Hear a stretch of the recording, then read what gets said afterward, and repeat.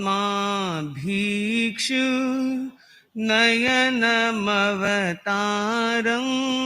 नयतु मे। ज्योतिपुंज युग प्रधान परम पावन गुरुदेव के चरणों में भावपूर्ण नमन।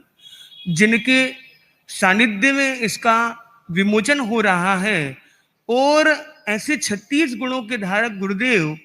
जिनके प्रधान संपादकत्व में भगवती आगे बढ़ रहा है, ऐसे इस खंड 8 के विमोचन के अवसर पर पूज्य प्रवर के चरणों में शत शत प्रणाम करता हूं कि गुरुदेव के इस अनवरत श्रम से ही यह इस रूप में यहां प्रस्तुत हो पाया है। और हम देखते हैं भगवती खंड 8,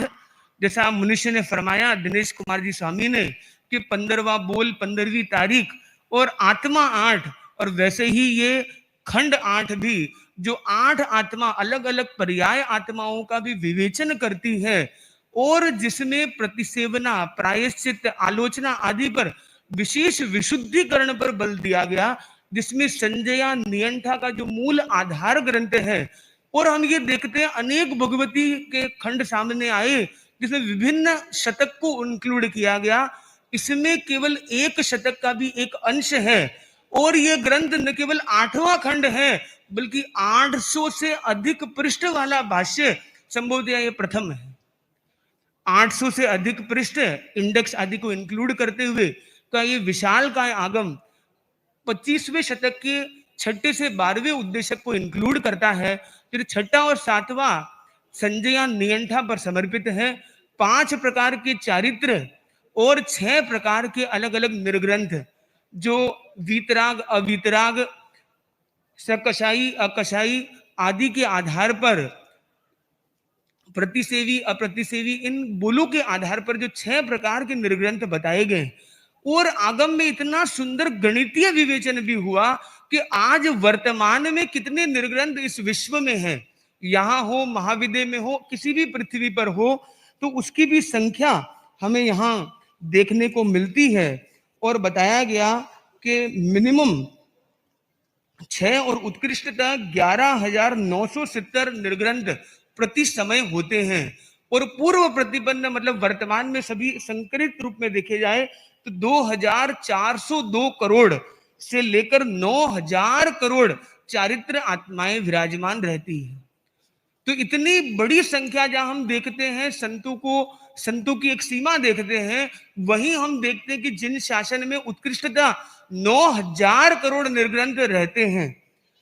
ऐसे इस पवित्र आगम में 36 द्वारों के माध्यम से सारे संयमी और निर्ग्रंथों का विवेचन किया गया है। 36 द्वारों के माध्यम से उसकी सूक्ष्म विवेचना हुई और 36 गुण धारक गुरुदेव के सानिध्य में जब हम इन 36 द्वारों का अवलोकन करते हैं तो हम देखते हैं इसका 20वां द्वार जो है परिणाम द्वार, फिर है संयत द्वार, निकर्ष द्वार, और इन द्वार के माध्यम से संयम के परिणाम। आप एक साधु को देखते हैं एक अलग आप पराक्रम देखते हैं, एक अन्य साधु को देखते हैं अलग मोड़ में होता है, और वो एक साधु भी एक भावधारा में नहीं रहता है। तो ये अलग अलग जो भावधाराएं हैं, कहा गया वर्धमान, हीयमान और अवस्थित। तो एक भावधारा में अवस्थित होने का हाईएस्ट कालमान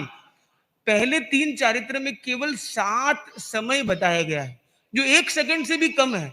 यानी एक जैसी भावधारा में कोई साधु सामान्यतः लंबे समय तक नहीं रहता है। विशेषकर प्रथम 3 चारित्र की दृष्टि से हम देखें तो ये अपने आप में इतना गंभीर ग्रंथ है और इसमें षट स्थान पतित के माध्यम से अनंत गुण अधिक, अनंत भाग अधिक, अनंत भागहीन, इस प्रकार के विभिन्न प्रकार के गणित के माध्यम से बताया गया। और जैसा पूज्य प्रवर ने फरमाया, आगम का कार्य 1955 में जो प्रारंभ हुआ, गुरुदेव आचार्य श्री तुलसी के, गणाधिपति गुरुदेव तुलसी के सानिध्य में, और जिस प्रकार से पूज्य प्रवर ने फरमाया राष्ट्रपति और प्रधानमंत्री के माध्यम से, हम देख रहे हैं प्रधान नेतृत्व में हमारे लिए राष्ट्रपति भी आप हैं, प्रधानमंत्री भी आप हैं, और आपके माध्यम से आज ये क्रम जो गुरुदेव तुलसी ने प्रारंभ किया, और 1973 में जब आप श्री ने संयम धारण किया, और उस समय प्रोफेसर मुनिश्री महेंद्र कुमार जी स्वामी को आचार्य प्रवर आचार्य श्री तुलसी ने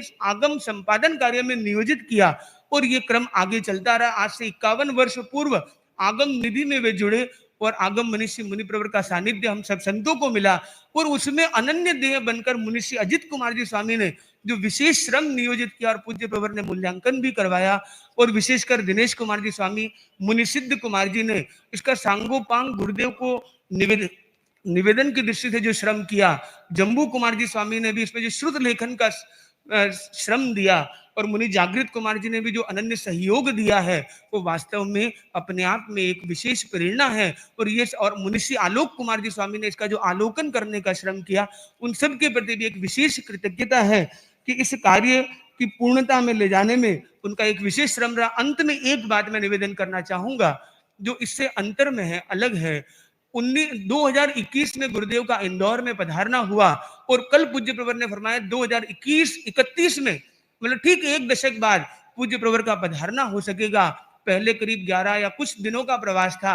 60 दिन का गुरुदेव ने फरमाया है। हमारा विनम्र अनुरोध है, सभी की ओर से ये विनम्र निवेदन है कि पूज्य प्रवर कम से कम इतना फरमाए कि मध्य प्रदेश में 2031 में चातुर्मास किया जाए।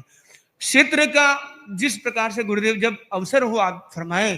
तो कम से कम मध्य प्रदेश में चातुर्मास हो और इंदौर में सर्वाधिक प्रवास हो। तो ऐसा विनम्र अनुरोध के साथ एक ऐसी नगरी इंदौर जहां से मुझे जुड़ने का अवसर भी मिला, करीब 25 वर्षों से संचार पक्षी परिवार है, पर पूज्य प्रवर आचार्य महाप्रज्ञ का पधारना हुआ। एक संस्मरण खाली निवेदन करूंगा। आचार्य श्री महाप्रज्ञ जी जब वहां पधारे संसार पक्षी घर में, तो उन्होंने माता पिता को कहा कि इन्होंने अपने पुत्र को ऐसे दिया जैसे गोचरी दे देते हैं। और संयोग की बात, उस समय आचार्य प्रवर युवाचार्य के रूप में, युवाचार्य के रूप में दाहोद और झाबुआ आदि के दौरे पर थे, और आपकी सानिध्य और सेवा का साक्षात अवसर मिला। उस समय इंदौर जाना नहीं हुआ, पर अब पूज्य प्रवर का जब इंदौर आना हुआ, तब मनुष्य ने कहलवाया कि संत भी आए, पर कोविड का एक प्रोटोकॉल लग गया और वो नहीं हो पाया। पर अब मेरा निवेदन है इंदौर की ओर से भी, क्योंकि जहां पर IIT भी है, IIM भी है, जो क्लीनेस्ट सिटी में आता है, वहां पर पूज्य प्रवर का यथाशीघ्र चातुर्मास की भी घोषणा, इसी विनम्र प्रार्थना के साथ ओम अर्पण। लंबा दौर है, कब इंदौर